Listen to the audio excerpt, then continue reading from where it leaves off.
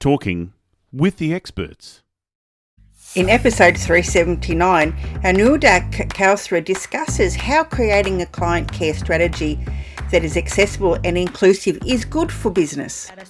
Sometimes people with disabilities or any sort of person might need to work at a different rate. That doesn't mean they might not be hitting this unrealistic standard, but it's better for all of us that those standards are relaxed, because what happens if we get COVID and we get sick, right? Because what happens is, as a lot of people in disability communities say, is, to their able-bodied counterparts is, you're not disabled right now, but we don't have a choice that we age and we can get a disability at any time in life for no reason, out of nowhere. And so labor laws that protect, or business owners that are protecting people with disabilities in their workplace, you're doing it right. Because Talking with the experts. Talking with the Experts would love to acknowledge Global Glamping Charities Incorporated for generously supporting this podcast. Global Glamping Charities, solving homelessness in all of its forms. Reach out to them at globalglamping.org. Welcome to Talking with the Experts. This is where we discuss great ideas to take your business to the next level. How do we know these ideas work? Well, it's because we're talking with business owners who are using these ideas. Business owners who have years of experience and expertise. All things business by business owners for business owners. And now, here is your host, Rose Davidson.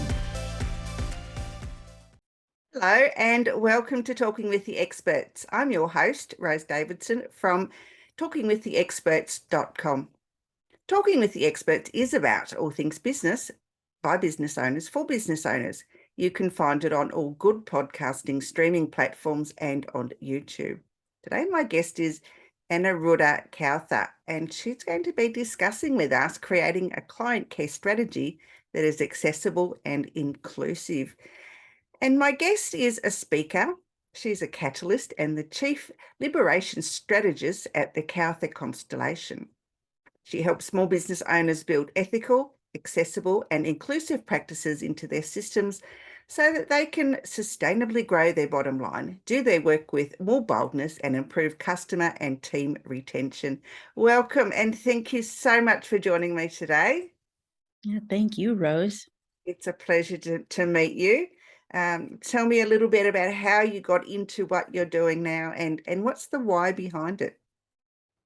Yeah, that's a great question. The why is, wow, that's a complicated question. So many people that I have, loved ones have had disability or neurodivergence from a small age. We grew up with people like that in our house.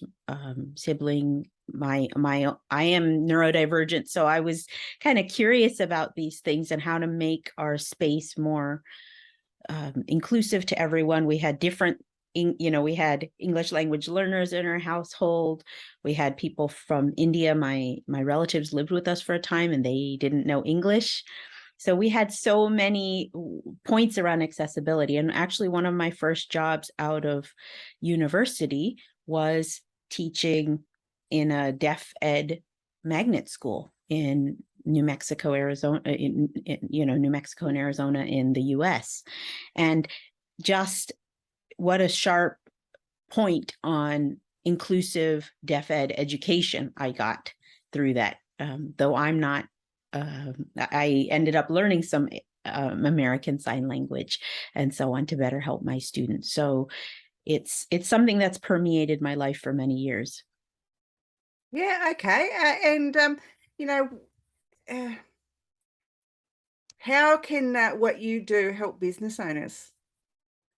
Well, the fact of the matter is, most people think, oh, if I don't deal with this stuff, or so there's the kind of three things people think about. Oh, the legality, am I being legal, or so on, is the morality of, am I doing right by people? but then it's actually good for your business. It's good for your bottom line. So 1 out of 5 people, and this is a UK statistic, but it's similar across the world, 1 in 5 people have mental health challenges and 1 in 5 people are disabled. And in this era of COVID, 1 in 5 people who have COVID are going to end up with long COVID. So these are kind of not the full end. These are the light estimates of how many people are struggling with these things. And if we are not addressing these, especially the newer generations, the millennials and so on, are they're noticing these trends. What are we standing for? They are redirecting energy, money, and so on to organizations who give a fuck about them, to be honest. I don't know if I'm allowed to say that. That's all right. You've said it. Yeah. Who want to be supportive and so on. So it's actually going to harm your bottom line to not consider it, but it's also the right thing to do from my experience. Yeah, so what are some simple frameworks that business owners can use to integrate ethical policies and strategies into their systems? Well, a lot of times the approach people take is, let me do this tick box activity of, if I just put my pronouns in my bio, or if I hashtag Black Lives Matter, then I'm good around anything diversity, equity, inclusive. Like, okay, I'm done. And I really need people to dig much deeper than that. It is not, whether you have closed captioning, it is not whether just your website is accessible. And I'll say a lot of websites are not accessible in almost any regard, in so many ways. So yes, you can do these 1 or 2 things and take a strategy like that. But what I need people to do is dig deeper and really think about, how can I, in all the touch points I have with a customer, from when they've never heard about you to when they work with you, and to where they're maybe at the point of giving recommendations or talking about your work in the wider world. So there's a long kind of flight there for them, and to really be thinking of every single touch point. How am I integrating this inclusiveness into my policies, into my actual day-to-day operations? That's what we need to be thinking about, because it's too easy to just say we just do the tick box, and then we think we've done something, but we have done it, and so we actually might be creating more harm than good. Mm-hmm. So a simple framework would be, in writing, for instance, we have sensitivity readers who are going to read through copy of a book before it's published as part of that publishing sequence to make sure it's accessible. We need those kinds of people, DEI experts or other people, to come look at our processes with us, to actually highlight where there's room for change. Because if we're thinking just diversity, we need to think we create tokenism. So we need to be embracing inclusion as changing the actual culture. And that's not a simple framework, but every point we're thinking about in that is going to make it more inclusive. So we make it easier to have discussions around disability, around race, around whatever the thing might be, fat phobia. We can bring them up with more ease, and then people are more likely to come hang out and spend time with us and refer our work, that this organization cares about me as a person with my needs. Yeah. And so, yep, go ahead. Go on. Sorry. Just some simple things we can start to do in that way would be, in your intake process, do we need to have male or female, right? Like, do we need to know that information or not? And then even that binary, a lot of people will conflate gender and body parts. And they're actually 2 different things. So what information do we really need to know in the intake form? What assumptions are we making about the people? And who are we erasing? When we only have the male and female, then we're excluding 1 to 2% of the population that's intersex. So is that what you want to be conveying? that, right? So we need to be, so in each of these binaries, in each of the forms that you might have on your intake form, or the way you allow clients to deliver, like for one of the practices I have is in my coursework and with private clients, is I allow them to share what's happening in a variety of formats. They can send a video, they can do an audio, they can, right? And so that makes it easier for people who can interact in a way that feels more comfortable to them. I know a lot of organisations are a bit hesitant to employ people with a visual disabilities, and I mean, a disability that's visual, as in not sight impaired, but they might have a physical disability. For instance, that's what I'm trying to say about a physical. So that's something you can see, and as soon as they find out that there's a mental issue there for what some mental illness problem that crops up along the way, and employees are hesitant to discuss mental issues with or mental health issues, with their employers for fear of losing their position. Yes, it's a big thing. And people with disabilities are often underemployed, meaning we might see you brought up visual impairment, I know that statistic, less than 25% of people who are visually impaired, and this is a UK statistic, but I'm sure it's similar globally, less than 25% of people with visual impairment or blind have a position. So they're severely underemployed. And then the disability benefit doesn't really cover their needs. So they're caught in this gap that they can't do anything. And then you're right about then self-exposing. Do I make that to get the accommodation or not? And right, they could lose their job, or something similar. And also in countries like the US and UK, and I'm sure other countries, you can pay disabled people as little as £1 an hour in some cases. So laws like that still exist. So how are they supposed to take care of themselves and their needs in this society, right? And oftentimes my experience is spaces are richer for having people with disabilities, whether hidden or, visibly disabled people at the forefront. There's an excellent pizza spot in Denver that really is making a thing to hire people with disabilities as their ethic. I think these kinds of projects are excellent because not only do they get the visibility, but they are doing a damn good job. So yeah. So that speaks volumes. Yeah, there's a lot. I've seen a few organisations employ people with Down syndrome, and that's all they'll employ. And it's not because they can get away with paying them less wages. It's the fact that they're good employees, and they do their job very well. I mean, a lot of McDonald's establishments hire Down syndrome people because they're good at what they do. Mm-hmm.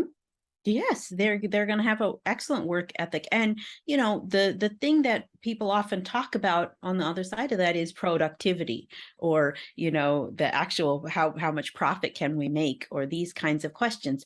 Well, to be honest, when we work at sometimes people with disabilities or any sort of person might need to work at a different rate. That doesn't mean they might not be hitting this unrealistic standard, but it's better for all of us that those standards are relaxed, because what happens if we get COVID and we get sick, right? Because what happens is, as a lot of people in disability communities say, is, to their able-bodied counterparts, is you're not disabled right now, but we don't have a choice that we age and we can get a disability at any time in life for no reason, out of nowhere. And so labor laws that protect, or business owners that are protecting people with disabilities in their workplace, you're doing it right, because that, even though it might be sometimes a slower productivity, it's actually more comfortable. Like here in the UK, which one of the things that really struck me when I first moved here is they have at the checkout counter in supermarkets, they have allowed people to sit in chairs and do the checkout process, and instead of retail workers in the US who are not given that luxury. And I think it's like we want people to suffer. And I think all of our productivity would be better if we could be more comfortable, right? Not having to wear uniforms that constrict us, getting to sit if we needed to, and so on. That it's just a very ableist attitude. And it's unnecessary because we're just causing suffering when people can do as good a job or possibly a better job when their needs are taken care of. So I guess that sort of leads into the fact that what can governments do better, I guess, to protect the infirmed and the people with mental health issues. Well, there's a lot that can be done, but I will say there's a relationship between the business community and the government. There is a huge connection there. And a lot of times business owners will take whatever legislation comes out and say, this is the bare minimum, I will do the bare minimum. There's the minimum wage, I will pay just the minimum wage and no better. And without understanding, hey, someone has to live on this wage. Could I actually do that? In fact, McDonald's published a living wage, like, based on minimum wage, how you can pay your bills and still be ahead. And they gave a ridiculously low number for health insurance.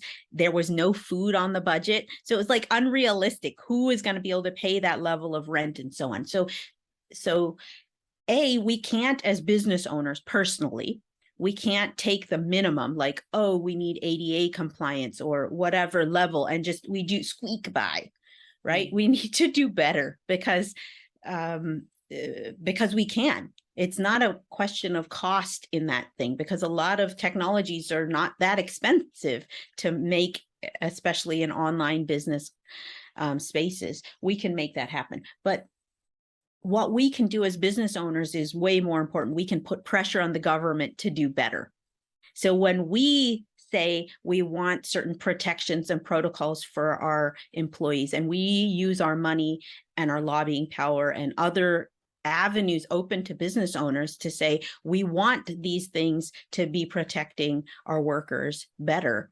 We are a huge community, and globally and within every country, right? And if we push back on the government, then they're going to do their job more, and they're going to have to think about ways. So it's not just what can the government do. We all are in relationship with the government, and so we need to be thinking it's a two-way street to have that dialogue with them.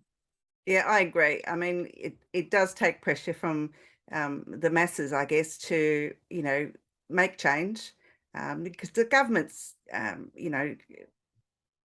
for want of a better term, I suppose, are a bit stupid in some ways, and they don't necessarily know what's going on in the populace. So I guess if we as business owners put pressure on the government to better the legislation or better the conditions that are included in awards and so forth, then then they have to do something about it, because we're all voters.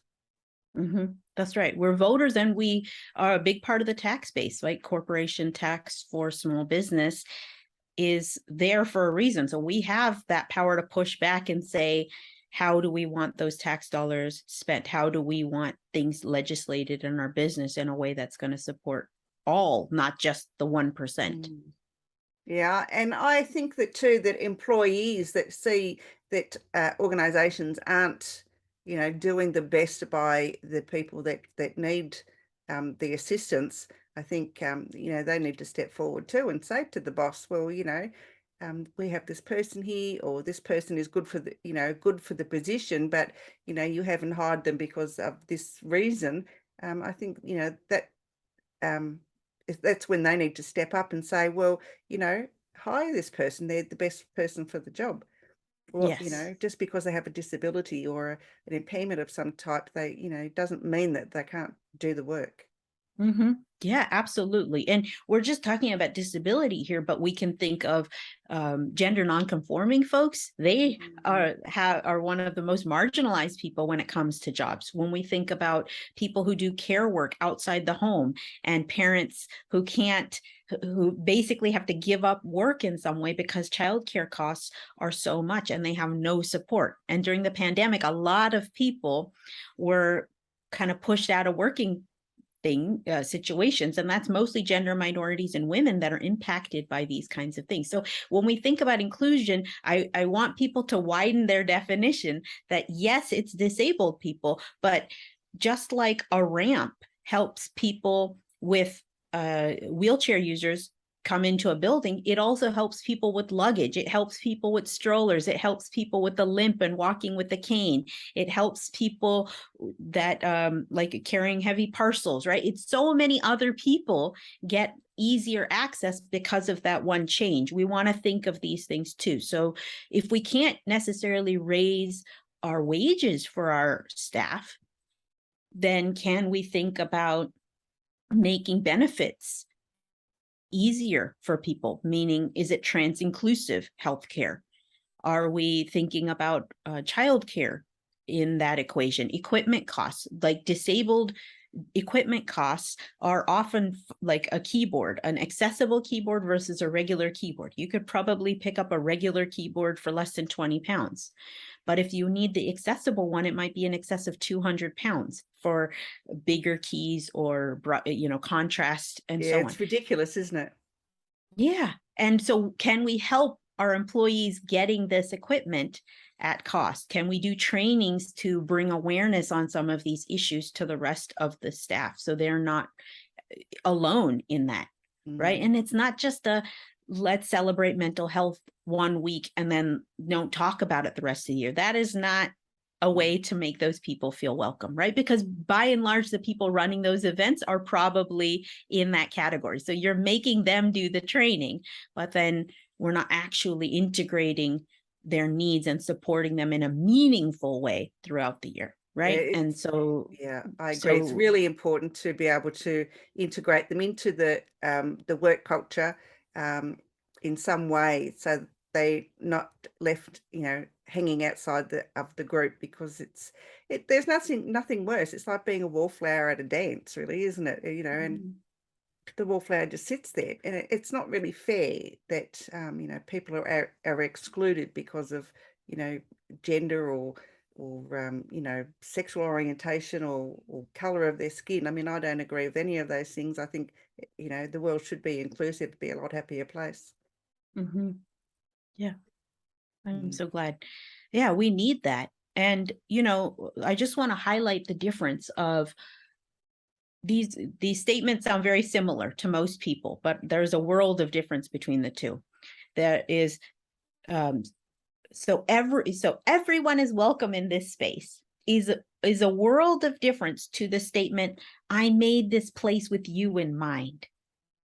Right? So if we're thinking our staff is single mothers and we want to support them, everyone's welcome here. But we're not going to do anything special because you have extra needs, right? That's what this implies. This statement over here of we made this with you in mind. Well, if we have single moms, for instance, on our payroll, then we have a daycare policy, or we have this system that you can get part of that comped, or that you can have a work from home or a remote working situation.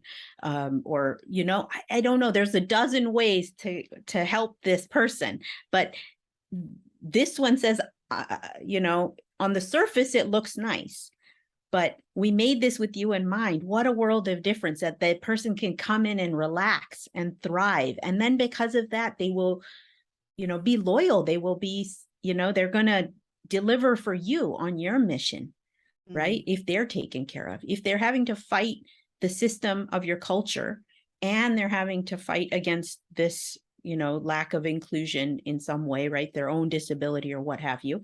And then they also have to do their job. How much energy points do they have left over to do their job with ease and want to stay with you? And Or then are go they home already and one try and foot out find the some more door? energy to be with the family or look after their children, or be with their friends. It's a vicious circle, really, isn't it?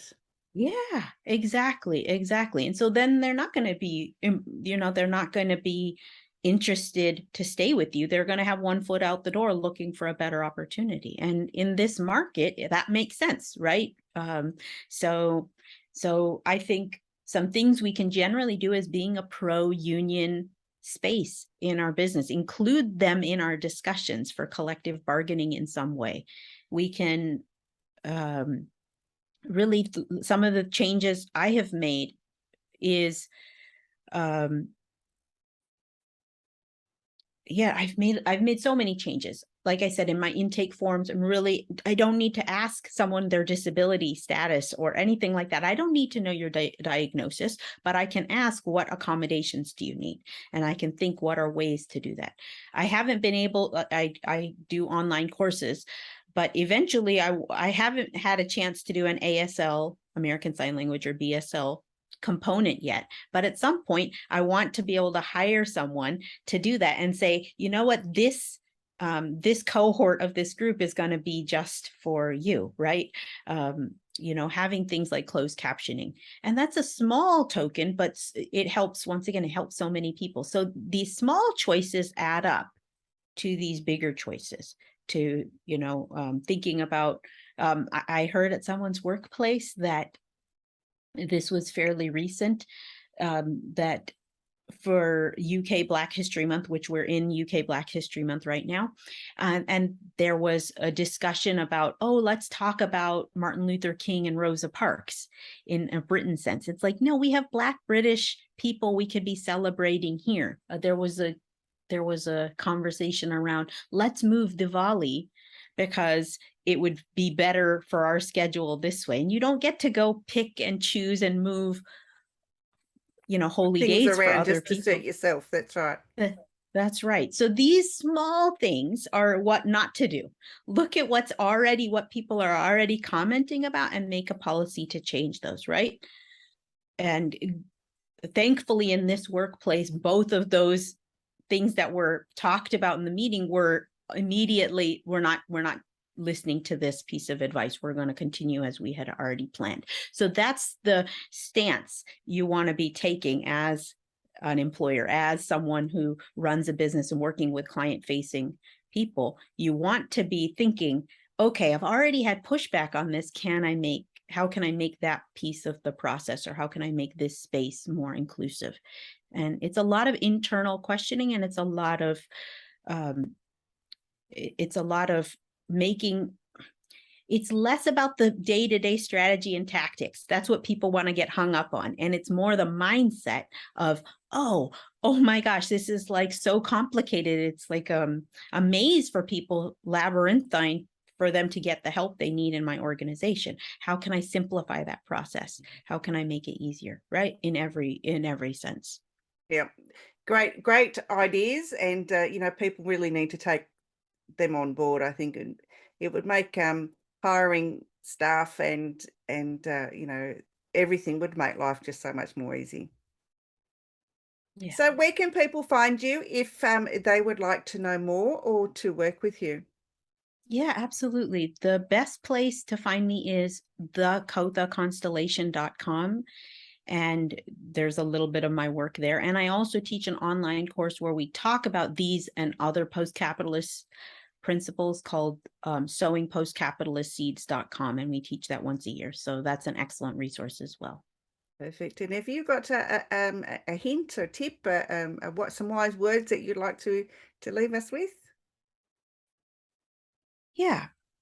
The hint or tip is, what's going to be accessible for one person is not always going to be accessible for someone else. My partner and I both are disabled, and we have very different care and access needs.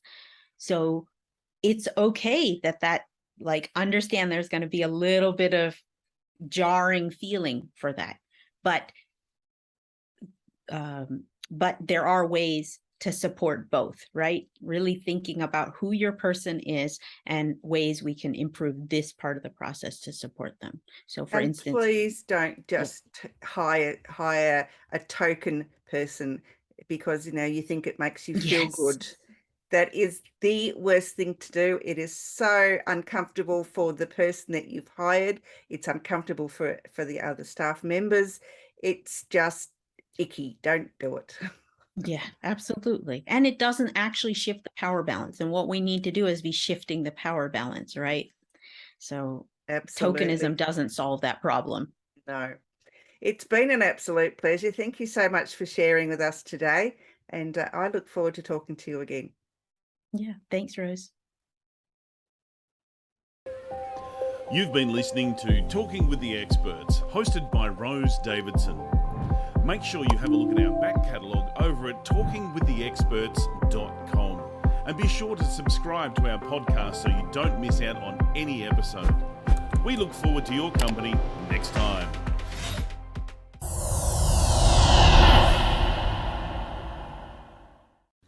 Talking with the Experts.